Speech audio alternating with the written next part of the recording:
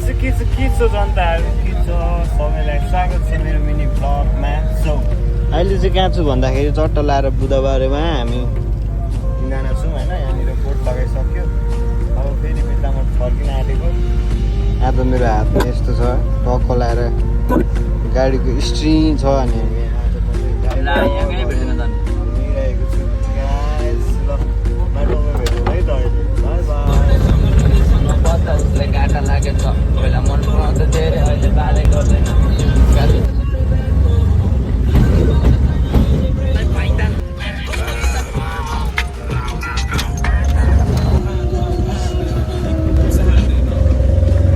So guys अहिले चाहिँ हामी कहाँनिर छौँ भन्दाखेरि बिर्ता मोड आइपुग्यौँ। यहाँनिर टाइमलेस होटल अगाडि ट्याक्क लगाएर बसिरहेको छु।